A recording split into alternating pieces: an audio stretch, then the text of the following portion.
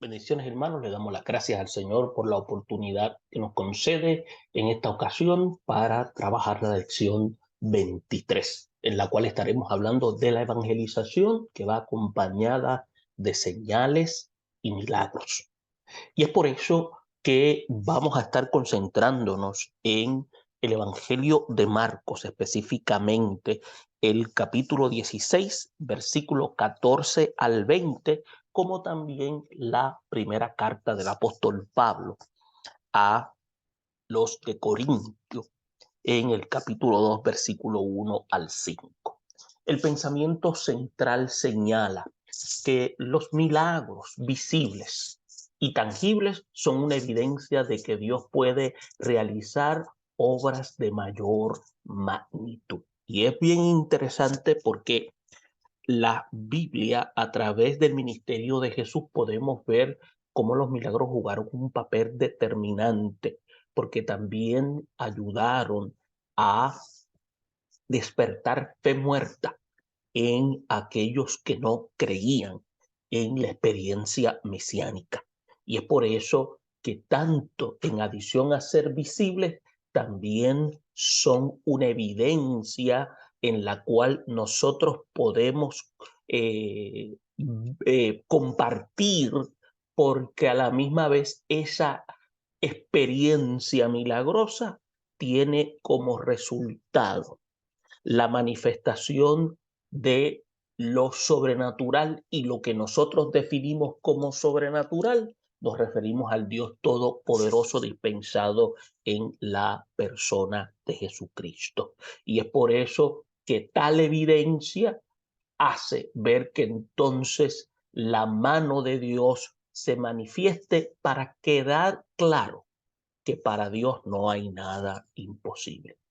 El texto de oro está concentrado en el versículo 16 de Marcos, versículo 20, donde dice: y ellos saliendo, predicaron en todas partes, ayudándoles el Señor y confirmando la palabra con las señales que le seguían. Y vamos a estar viendo una serie de objetivos que son primordiales en este análisis, y vamos a estar viendo cómo instruir más a los creyentes acerca del propósito de los milagros. Vamos a estar hablando de comentar acerca del impacto emocional que ocasiona un milagro, y el énfasis que los milagros siguen a los que creen. Y esto es importante porque, escuchen bien, los milagros siguen a los que creen, no las personas creyentes siguen a los milagros. Por lo tanto, teniendo esto claro, nos permite entonces adentrarnos a la lectura bíblica, la cual entonces vamos a estar observando que son una serie de porciones bíblicas del Evangelio de Marcos combinadas con la carta del apóstol Pablo. Y como dice Marcos, versículos 14 al 20, dice: finalmente se apareció a los 11 mismos, estando ellos sentados a la mesa, y les reprochó su incredulidad y dureza de corazón, porque no habían creído a lo que habían visto resucitar. Y les dijo: id por todo el mundo y predicad el evangelio a toda criatura.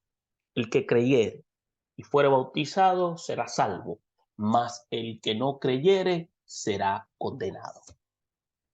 Después dice: y estas señales seguirán a los que creen. En mi nombre echarán fuera demonios, hablarán nuevas lenguas, tomarán en las manos serpientes, y si bebieren cosas mortíferas no les hará daño. Sobre los enfermos pondrán sus manos y sanarán. Y el versículo 20 señala: y ellos saliendo predicaron en todas partes, ayudándoles el Señor y confirmando la palabra con las señales que le seguían. Amén.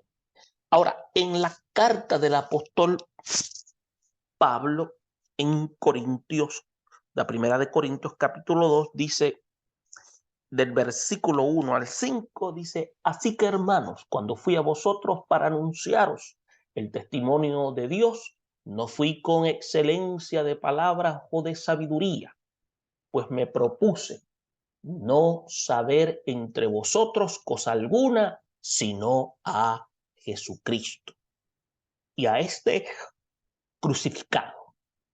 Y estuve entre vosotros con debilidad y mucho temor y temblor. Y ni mi palabra ni mi predicación fue con palabras persuasivas de humana sabiduría, sino con demostración del Espíritu y de poder, para que vuestra fe no esté fundada en la sabiduría de los hombres, sino en el poder de Dios. Tomando en consideración esta lectura, podemos mencionar dos aspectos importantes, y es que los milagros confirman el ministerio de la evangelización, y vamos a estar concentrados en los versículos 14 y 20 del Evangelio de Marcos, como también vamos a ver el milagro de la resurrección de Jesús, el milagro de la salvación de los que creen en Jesús, el anuncio de las señales y milagros para la evangelización y los milagros como confirmación de la palabra predicada. Ahora, el segundo aspecto, que también tiene sus subtemas, es: los milagros fortalecen la fe de los que creen en Cristo. Y es por eso que el documento del apóstol Pablo, que es una carta, es incluida en esta enseñanza, porque vamos a ver la salvación,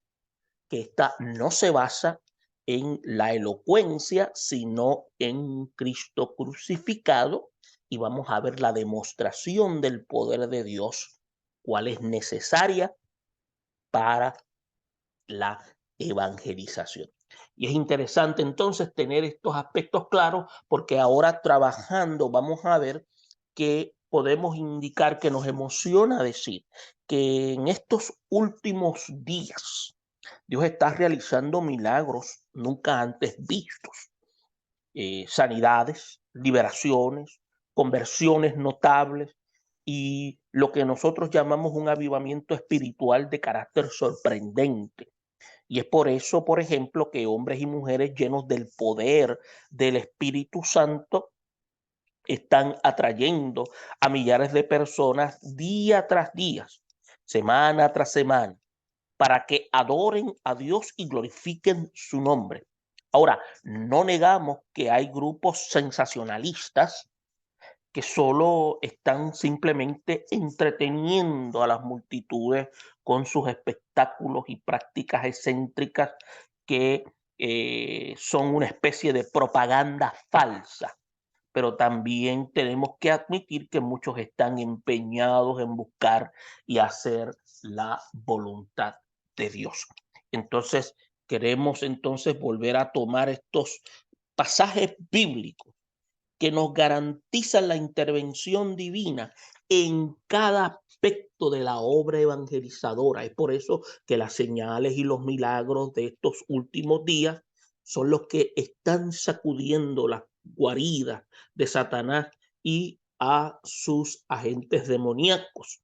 Y los milagros siempre han abierto brechas y puertas para la proclamación del evangelio, y siguen estando en vigencia en el tiempo actual. Por lo tanto, cuando comenzamos a trabajar de esta manera, vemos como el versículo 14, como habíamos leído, que finalmente se apareció a los 11 mismos, estando ellos sentados a la mesa, y les reprochó su incredulidad y dureza de corazón, porque no habían creído a los que le habían visto resucitado. Es por eso que el primer milagro fundamental en la historia del cristianismo es la resurrección real y física del mismo Jesucristo, Hijo de Dios. Y es por eso que hubo por lo menos 12 apariciones de Jesús a los discípulos. Escuche bien, 12 apariciones. ¿Y por qué mencionamos y decimos que es el primer milagro fundamental? Porque es la primera obra de resurrección con carácter de glorificación. Es el único que ha podido resucitar de manera glorificada. Y esa es la garantía que tiene la iglesia de Jesucristo. Entonces, la primera evidencia que vemos de esta obra milagrosa es cuando usted busca Juan 20, versículo 11 y 18, donde María Magdalena está junto al sepulcro. La segunda es cuando se encuentra con las mujeres en el camino, está en Mateo 28, 8 al 10. También la aparición a Simón Pedro en Lucas 24, 34.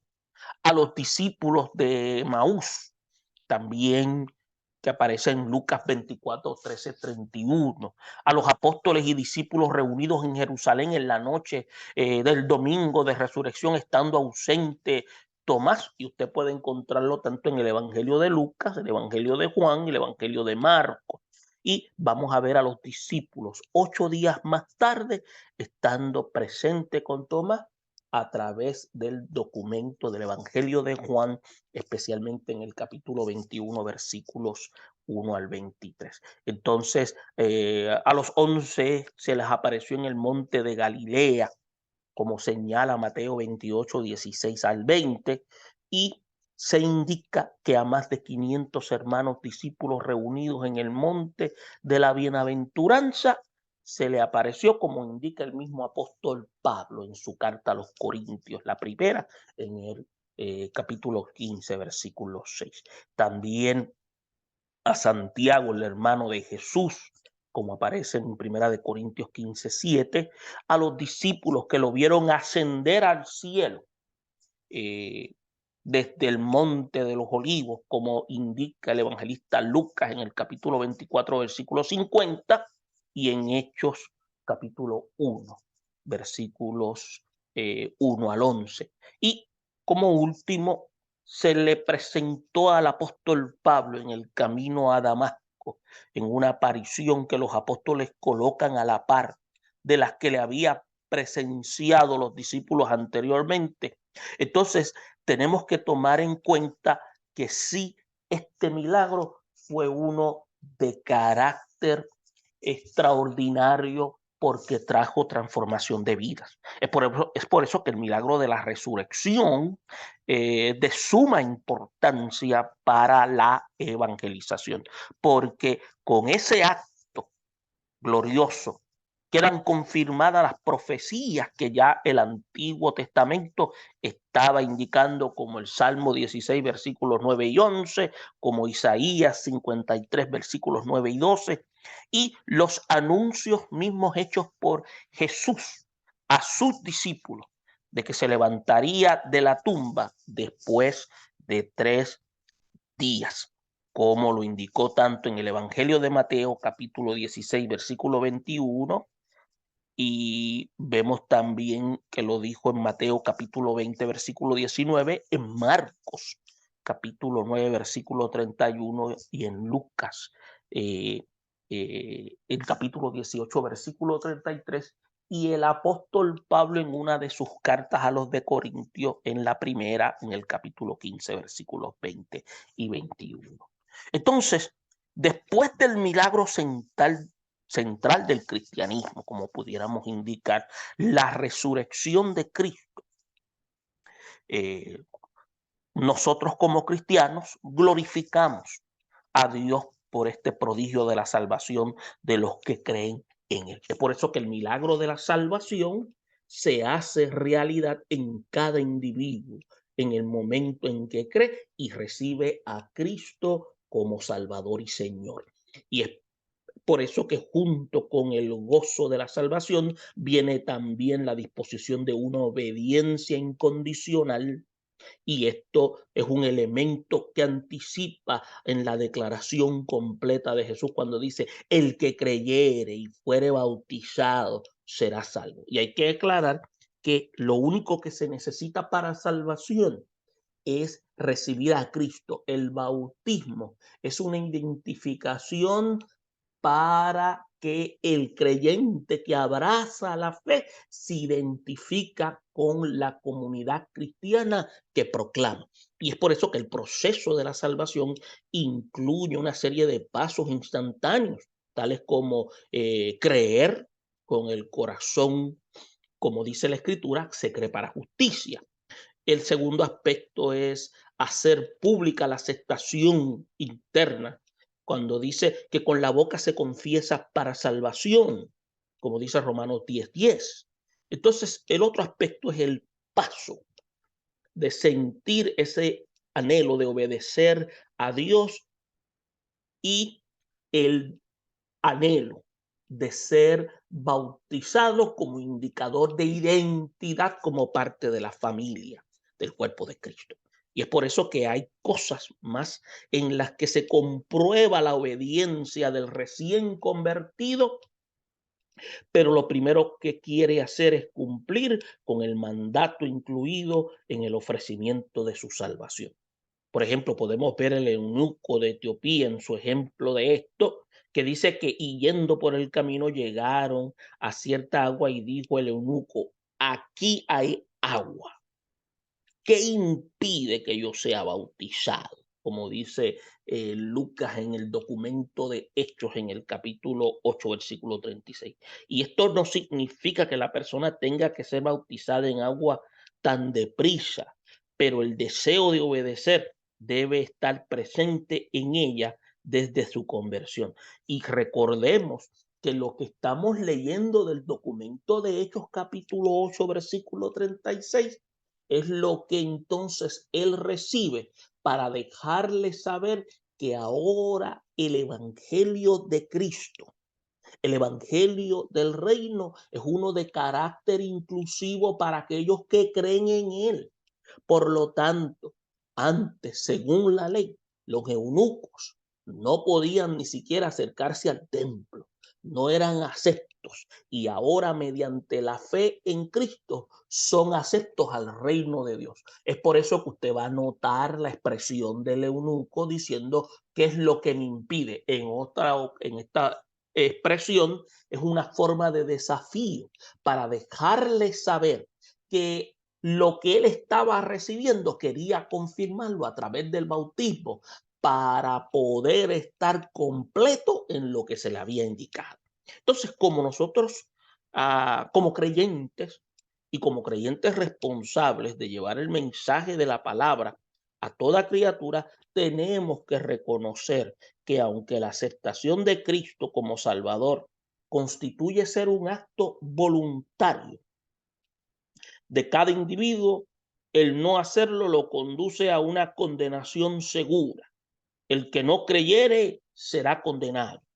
De ahí que tomemos la evangelización como una tarea de carácter urgente e impostergable. Es por eso que la iglesia es la que ha sido encomendada para esta misión. También podemos ver en estos versículos 16, 17 y 18, se mencionan, como habíamos leído, especialmente hay una serie de categorías de señales que se anuncian en los versículos 17 y 18. Por eso es que usted cuando analiza el versículo que dice, estas señales seguirán a los que creen. Entonces cuando dice, en mi nombre echarán fuera demonios, hablarán nuevas lenguas. Entonces, cuando dice, Jesús sabe que las luchas fuertes o más fuertes de sus siervos son contra los principados, contra las potestades, contra los gobernadores de las tinieblas del siglo, contra las huestes espirituales de maldad. Entonces, también habla de las lenguas. Cuando dice que hablarán lenguas, estos no son los idiomas que tienen que aprender los misioneros que van a otros países, sino más bien y mucho menos lo que nosotros escuchamos por ahí como una especie de topi dominoqui, donde la gente repite lo que escucha. Porque una cosa es el hablar en lenguas, que significa más bien en el griego lo que se conoce como genoglosia, que es el hablar en otro idioma. No es una glosolalia, que es un balbuceo, sino más bien son lo que se llama el aspecto donde el Espíritu Santo ha sido el medio auténtico de esta comunicación de adoración y edificación, en la cual aquellos que escuchan pueden entonces traducir lo que están recibiendo, porque el mensaje es directamente para ellos por parte del Espíritu de Dios, por el recipiente que está utilizando. Y este ejemplo se puede encontrar en el día de Pentecostés. Entonces, las profecías, usted va a ver que se van a acabar y van a cesar las lenguas, pero eso será cuando venga, cuando dice la Escritura, lo perfecto. Mientras tanto, la palabra indicó que esto iban a ser señales, en la cual son lo que se llama un indicador de que es importante la proclamación y vamos a ver el resultado de la misma. Pero mientras llega lo perfecto, nosotros como iglesia cuenta con este apoyo de parte del Espíritu Santo, esta bendición. Por lo tanto, vamos a ver que Dios se encargará de hacer estos milagros. En el versículo 18 habla de tomarán en las manos serpientes y bebieren cosas mortíferas, no les hará daño, sobre los enfermos podrán sus manos y sanarán. Tomarán serpiente, y esto es solo lo que se llama un ejemplo de la protección del Señor que da a sus siervos, librándolos de todo peligro en el campo. Esto no quiere decir, como muchas personas lo malentienden en algunos lugares, que tengamos que estar buscando por ahí culebras o serpientes y manipularlas para probar que Dios está con nosotros. No. Nosotros no vamos a tentar las situaciones, sino que van a haber momentos, porque déjeme decirle, hay cristianos que han muerto envenenados por serpientes y no se han sanado porque Dios no lo ha permitido, porque así Dios lo dictaminó. Pero a lo que se refiere es que esto no va a ser elemento de obstáculo. Por eso es que queremos enfatizar que lo que quiere indicar aquí es que va a haber protección para los que proclamemos. Ahora bien, se dice, o según un predicador en el tiempo antiguo, Spurgeon decía, que nosotros somos inmortales hasta que cumplamos nuestra misión. Si ese no es el día que nos toca a nosotros morir, nos puede atacar un león o nos puede atacar una fiera, puede atacar cualquier tipo de animal y Dios nos ha de librar. Pero si ese no es el día, ese es el ticket para tener un encuentro con el Dios Todopoderoso en la eternidad. Ahora, cuando habla de protección de los enemigos, dice que si bebieren cosas mortíferas, no les hará daño. Se sabe que en muchos casos hubo intento de envenenamientos, pero el Señor ha cortado el poder letal de comidas y bebidas envenenadas. Ahora, también va a haber sanidad y sobre los enfermos vamos a poner las manos y van a sanar. Y estos constituyen ser milagros de carácter común, los que más han de beneficiar en constancia dentro de la iglesia y vamos a estar viéndolos de manera continua. Ahora, entre los versículos 19 y 20 vamos a ver que el ascenso de Cristo resucitado al cielo, escuche bien, era necesario como parte del plan divino para la exaltación de su Hijo después de su encarnación y la humillación por medio de los cuales redimió a los creyentes.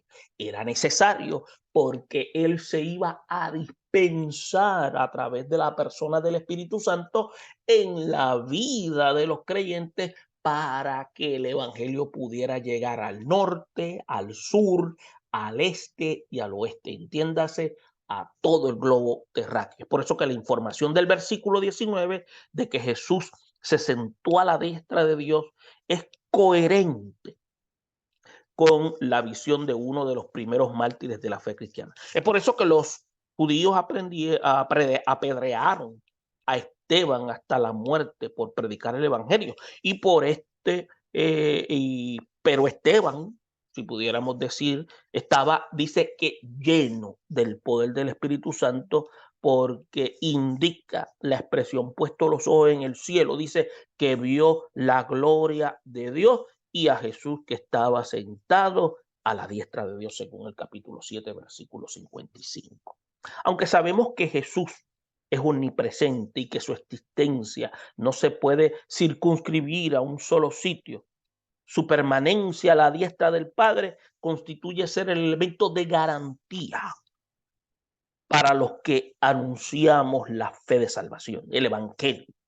Y de esta manera podemos decir con toda seguridad que la intercesión de aquellos que proclaman el Evangelio de salvación, en la cual pedimos a Dios que intervenga, es algo seguro, porque hay lo que dice la Escritura, un solo Dios y un solo mediador entre Dios y los hombres, como dice la Escritura, Jesucristo hombre. Entonces, esto garantiza la respuesta de nuestra oración intercesora. Ahora, de seguro, como dice la Escritura, de cierto digo que todo cuanto pidieres al Padre en mi nombre, os dará. Acuérdense, no podemos sacar este versículo de contexto porque se está refiriendo a todo aquello que está relacionado con el reino. No está refiriéndose a nuestros propios gustos o necesidades, sino a todo lo que va enfocado al propósito del reino. Y para dirigir la obra inicial de los apóstoles en la tierra, podemos ver que entonces Jesús fijó su residencia física junto a ellos, pero ahora tendrían que ir por todo el mundo y tenían que estar predicando mientras él hacía tal declaración diciendo que estaba a la diestra del Padre y por su omnipresencia acompañar a cada uno en su ministerio. Por eso es que se ora en el proceso de evangelización, porque la persona del Espíritu Santo es la que nos guía para que llevemos el mensaje con responsabilidad. Y cuando estaba, dice la Escritura, con ellos en el mundo, dice, yo los guardaba en tu nombre, pero ahora voy a ti y hablo esto en el mundo, para que tengan mi gozo cumplido en sí mismo. Y es por eso que en el Evangelio de Marcos, en el versículo 20, cuando habla diciendo, y ellos saliendo predicaron en todas partes, ayudándoles en el Señor y confirmando la palabra con las señales que les seguían. Podemos entonces indicar que esto es una prueba irrefutable de que las promesas del Señor son verdaderas para los que obedecen el mandato divino. Entonces hay tres aspectos que destacan este versículo. Número uno, salieron y predicaron a todas partes tal como él les había indicado. El otro aspecto es que el Señor los ayudó en todo como lo había prometido. Y tercero, la predicación de la palabra era confirmada por las señales que le seguían. Hasta donde nosotros sabemos, la Escritura, la Biblia no indica o no anticipa la suspensión o terminación de los milagros en la iglesia. La ausencia de señales y milagros no viene de parte de Dios, sino de falta de fe de parte nuestras como creyentes. Todavía se necesita las señales y los milagros que Jesús otorgó para la gran comisión. Y por la gracia de Dios siguen sucediendo, hermanos. Nosotros, la iglesia, somos los que Dios ha provisto con esa autoridad.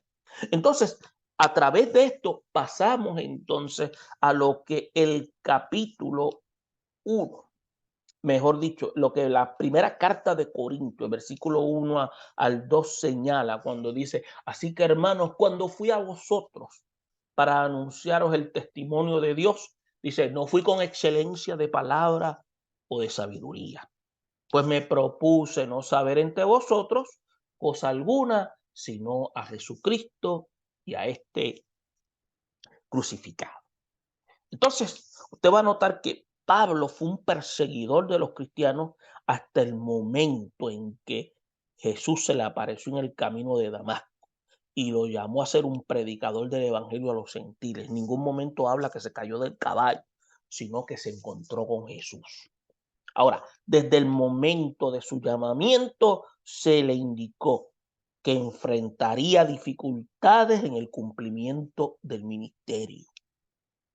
Y después de su presentación a los hermanos de distintas iglesias, escuche bien, Pablo inició a hacer el uso de sus conocimientos previos que había recibido por Gamaliel, transformando en herramientas útiles para la proclamación de la fe que Dios le había otorgado para trabajar con los gentiles, el otro rebaño.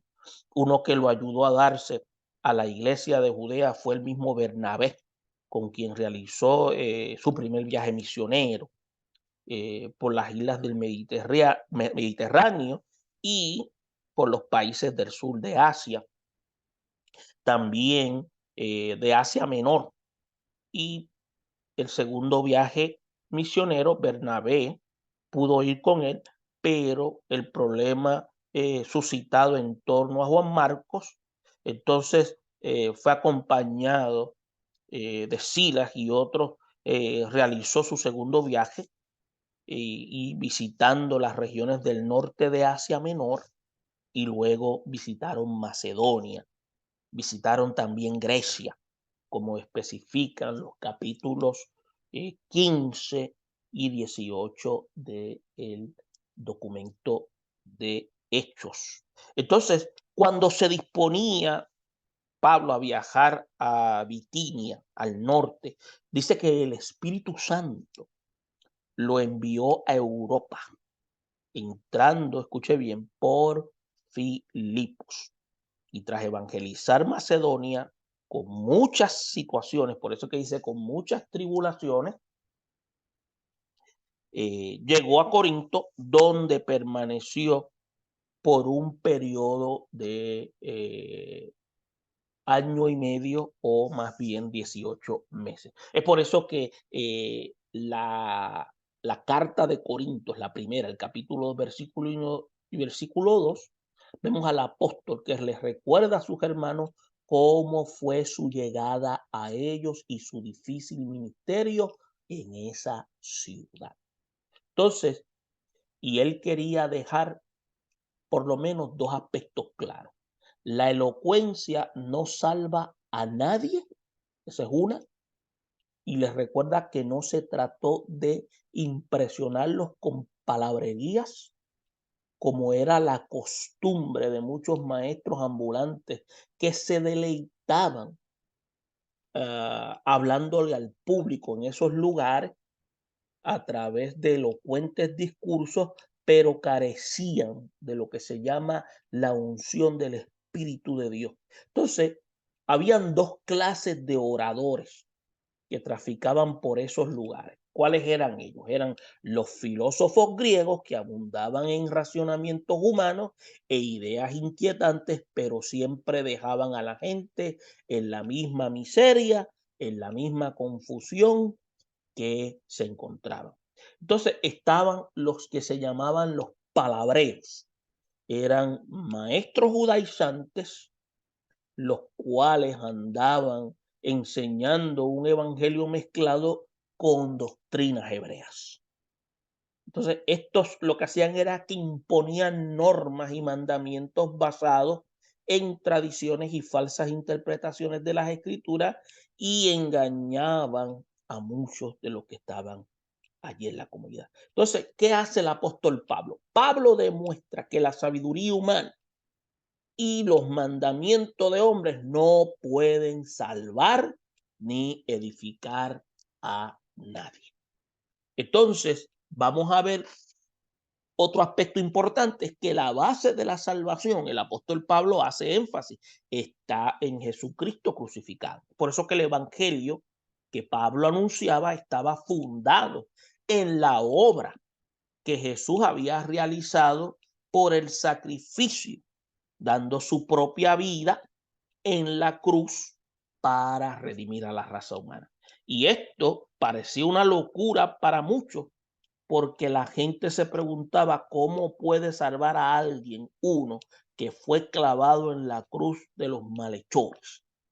Pero como él mismo agrega, el mismo Pablo dice, ya que en la sabiduría de Dios el mundo no conoció a Dios, mediante la sabiduría agradó a Dios a salvar a los creyentes por la locura de la predicación. Entonces, vemos que Pablo no solo creía que Jesús es suficiente para la salvación del pecador, sino que también lo demostraba. Por eso es que dice, me propuse no saber entre vosotros cosa alguna, sino a Jesucristo y a este crucificado. Entonces, nuestra confianza para la proclamación del mensaje de Dios y la salvación de las almas debe estar fija y solamente en el poder de Cristo. Entonces, en los versículos 3 al 5 que dice, y estuve entre vosotros con debilidad y mucho temor y temblor, y ni mi palabra ni mi predicación fue con palabras persuasivas de humana sabiduría, sino con demostración del Espíritu y de poder, para que vuestra fe no esté fundada en la sabiduría de los hombres, sino en el poder de Dios. Entonces, vemos que Pablo, más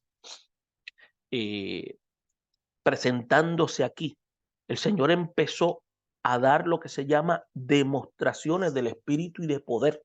Y es fácil entender que Dios obró maravillas en Corinto, sanando enfermos, echando fuera demonios, transformando corazones y llenando con su poder a los creyentes, que esto es lo que nosotros llamamos esa obra de conversión, luego que ellos creen en esa palabra predicada, comprobando a través de la carta, donde el apóstol se refiere a los dones espirituales que la iglesia posee, porque es el mismo espíritu que los da para edificación de la iglesia. Entonces, vemos cómo la iglesia de Corinto llegó a ser lo que se llama el modelo para todas las congregaciones en el mundo mediterráneo. Y es cierto que hubo lo que se llaman sus anomalías que había que rectificar. Había problemas de autoridad, como hablaba el capítulo 4, de inmoralidad, como habla el capítulo 5, capítulo 7, de idolatría, como hablan del capítulo 8 al 10, y problemas de culto y servicio, como habla el capítulo 11, y de administración de los dones, como habla los versículos 12 y 14. Entonces, pero tenemos que tener claro que era la iglesia más fuerte y dinámica de la región. Mire, esta situación que estamos indicando aquí de Corintios es algo que también pasa en nuestras congregaciones y es algo donde la pastoral y el liderato que Dios ha puesto debe trabajar con vehemencia para que el Espíritu Santo siga poniendo en orden y siga entonces obrando con palabra de exhortación y disciplina a la iglesia que está llamada a proclamar. Es por eso que podemos ver claro que es una comunidad cristiana que era viva, numerosa y que podían manifestarse también elementos buenos como también elementos malos, porque está la naturaleza humana. Pero había una satisfacción de que este evangelio que llevó el apóstol Pablo constituyó ser uno de carácter ejemplar, porque estaba fundado en la sabiduría que venía de Dios y no de los hombres. Entonces, sería saludable que nosotros nos preguntáramos si fuimos atraídos por la elocuencia de un predicador, por la sabiduría de un hombre o por los ofrecimientos de personas que solo querían impresionarnos. Entonces, si fue así, nosotros tenemos que abrir nuestros ojos espirituales. Y cuando las pruebas, cuando las persecuciones llegan a la vida, usted y yo nos vamos a dar cuenta si estas situaciones en las cuales se presentaron venían de parte de Dios o eran palabras simplemente humanas, donde podían tener una efervescencia, pero no había una autoridad para transformar en nosotros nuestros pensamientos y renovar nuestra mente para tener una vida transformada en medio de las situaciones. Entonces, si estamos nosotros esforzándonos por ganar a otros para el Señor, vamos a traerlos con conocimiento personal y pleno, escuche bien, con la obra de Cristo. Y es por eso que podemos decir a manera de resumen que la resurrección de Cristo y sus apariciones a los primeros creyentes fueron lo que se llaman los campanazos de partida para la iglesia. Entonces, una noche el Señor se reunió con los discípulos cuando estos se disponían a comer, cenó con ellos y después de reprocharles no haber entendido las profecías ni los anuncios que Él les había dado acerca de la resurrección, procedió a darles lo que se llama la gran comisión, la gran encomienda.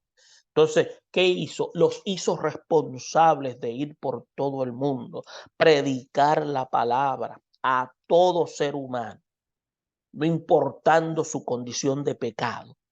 Les dio lo que se llama la autorización de garantizar que todo el que creyera en Cristo y mostrar obediencia no solo en el evangelio, sino también en adquirir mediante la disposición de proclamar, también contar la experiencia salvífica, iban también a dar el paso a ser bautizados para identificarse como parte de la iglesia de Cristo.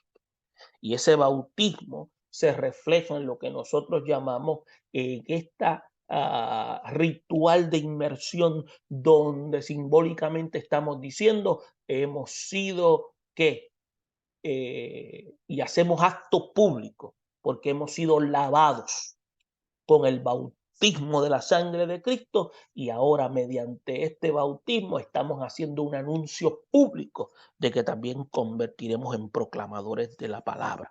Y es por eso que debemos tener claro que los incrédulos, aquellos que no crean, ya se anticipa que serán condenados por decisión de ellos, no por la decisión del mismo Dios.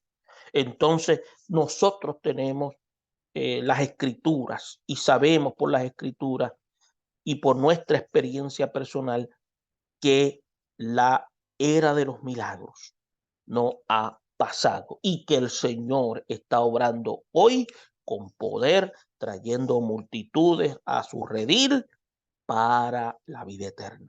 Entonces, nosotros lo que tenemos que hacer es asegurarnos de que los que creen no estén fundados en sabiduría de hombres, sino en el poder de Cristo crucificado, resucitado, glorificado y que viene pronto por su iglesia.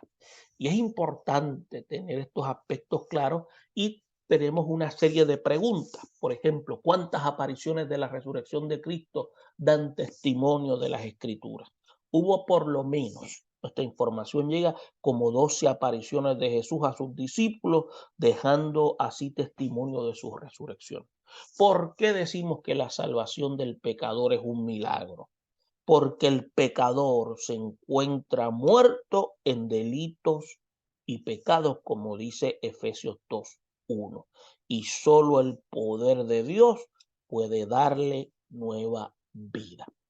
Dice mencionar aspectos o 3 pasos iniciales que se incluyen en el proceso de la salvación. Pues fíjese, creer, confesar y obedecer.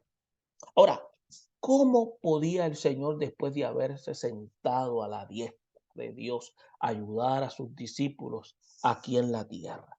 Pues sabemos que su atributo de omnipresencia eh, no constituye ser impedimento, sino más bien que va a ser el indicador en la cual va a estar con nosotros. Por eso es que el Espíritu Santo es el que está en nuestra vida. Acuérdese que el Espíritu Santo, el que gobierna nuestra vida, cuando mora en nosotros, también mora el Padre y también mora el Hijo. Entonces, ¿por qué dicen algunos que la era de los milagros y señales ha pasado?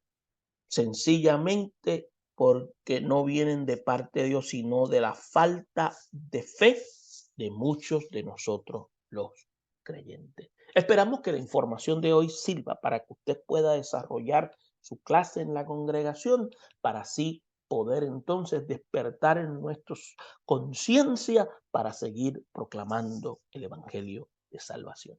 Bendiciones a todos.